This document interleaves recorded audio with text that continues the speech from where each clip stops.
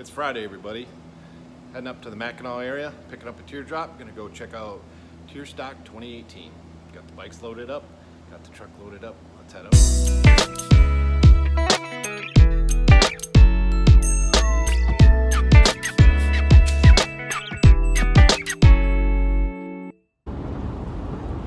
Hey guys, we're heading up 31. We're heading to Charlevoix, Michigan. We're gonna visit Steve at extremetears.com. He's got teardrops that you can rent in Michigan, and he's got the XLT model, which is a new one for this year. We're gonna check it out. We're gonna tow it over to Tearstock 2018, which is being held at Mill Creek Campground this year. So should be kind of interesting adventure. It should be fun. Check out all the different teardrops and different manufacturers and styles and sizes, and see what other people are sleeping in. So we will see you there. Hopefully.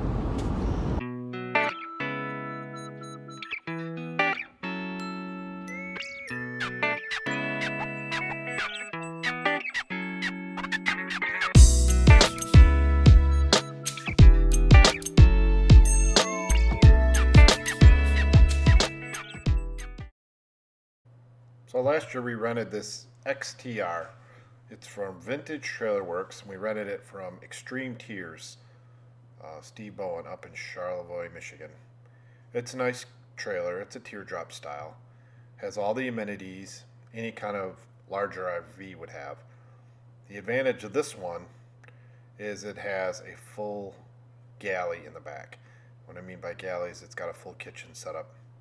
So anything you would have inside of a full-size RV, you would do all your cooking and prep work on the outside of the camper. So this year we stepped up to the larger model. This is a new one for 2018. It's the XL edition. Basically the big brother to the little XRT. So we took this one out this year and went up to Tearstock with it. Give it a try, see how different it was compared to the smaller one. See if it's something we'd be interested in purchasing in the future. This thing was about 5 foot tall inside versus the 4 foot tall of the littler XTR. So you had full storage inside for all your clothes, all the amenities, had a pull-out side tray, had an everything shelf, we call it, where you put your phones and stuff at night. It was great. So Steve was really good about showing us how everything worked. We loaded it on the truck, threw the bikes on a bike rack on the back, and we headed out.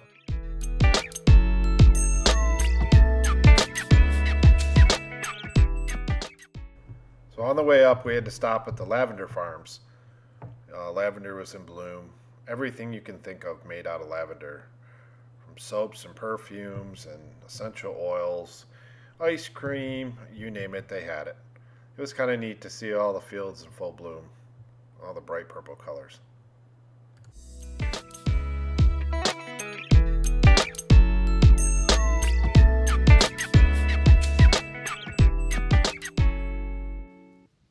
They even had some kind of labyrinth.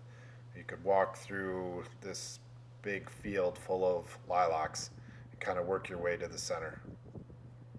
It was kind of neat. We are here, checking into the campsite. So the event was held at Mackinaw Mill Creek, which is just south of the city by a couple of miles. Really nice campground, has a lot of things to do, a lot of activities, has a beautiful view of the bridge. So we got ourselves set up and settled in for the night. One thing we don't have in our little pop-up camper is air conditioning, and boy was that nice on the hot, humid nights we had. That thing worked its tail off, but 62 degrees overnight was beautiful sleeping.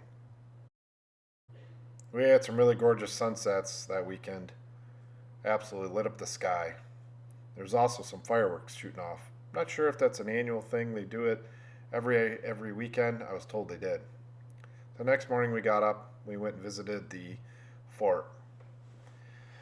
And that was pretty neat. Some really majestic views of the bridge from there. There was some morning fog that burned off real quickly.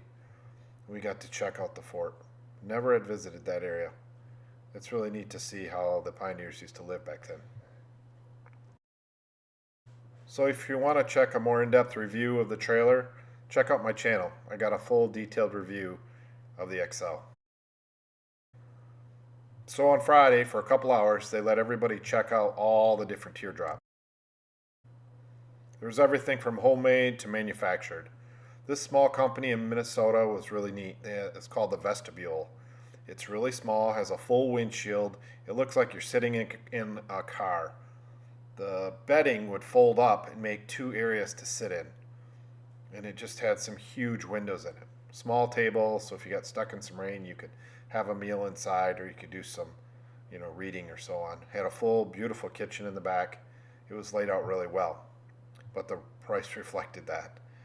But it was really neat to see all the different manufacturers. The Vestibule is one that really stuck out, though, at the show. So Liberty Outdoors was the manufacturer that sponsored the teardrop event, and there was a lot of their product around, from tabs to tags, different teardrops, different sizes. This one here was made by Boatworks. It's a kit you can buy online, and they basically give you all the materials, everything, to build your own trailer. This gal said she had about 640 hours of time in sanding and prepping, fiberglassing this trailer and building it out. It was beautiful. We've seen some really unique trailers there. Some that look like from the 50s, seen some old ones, classics that have been revived and brought back to life. Some people really put a lot of time and energy into bringing these old vintage ones back to life and making it their own. I think that's the neat thing we took away from the show, is how each trailer was unique to the owner. They would style it and put their own twist on what they liked and what they didn't like. So the little guy Max, which is the one seen here, was kind of the star of the little guy Liberty show. They had a couple of these set up in the rally house, and they were really nice looking trailers. Fully functional, everything you can think of in a big RV, and the size of a teardrop. These are more of a stand-up style. I don't know if they're really considered a teardrop. They're teardrop shape, but full bathrooms, showers, everything you can think of. They also had a mini version of that, which was just a little bit smaller, had a few less amenities inside. So what are we having tonight? We are having balsamic raspberry chicken. Smells wonderful. Balsamic vinaigrette and raspberry jam, along with some risotto. We set up some rope lighting just so we could see around our campsite. Boy, we had a lot of bugs that like those lights. It's got to be something to do with the brightness or the color tones of those lights. They just loved them. But they weren't anything biting. They just hung out by the lights and didn't bother us a bit. The next day we went in town, found some interesting products, a few souvenirs. Had to pick up a couple of crazy foods. Always like to try new things in a new town. So the next day, kind of packed up our stuff. We enjoyed staying in the teardrop. It was a lot of fun. If you ever want to check them out, extremetears.com. They have a lot of cool things that you can, accessories and so on for these tiers you can add on to. So depending on how much you want to go boondocking, or if you want to stay in a regular campground, they've got it all. Different packages to rent and so on. And some people will take these all the way out to Colorado, all over the nation, and Steve's totally okay with that. So the show was done by Sunday morning. We stayed an extra day and kind of beat some of the traffic by heading home on a Monday instead of on Sunday. That was kind of nice. So we towed the tier back to Steve's place, dropped it off, and headed home. Got any questions about this trip? Leave them in the comments, and I'll try to answer them. Have a good day. Oh, and another thing, please like, share, and subscribe. Talk to you later, guys.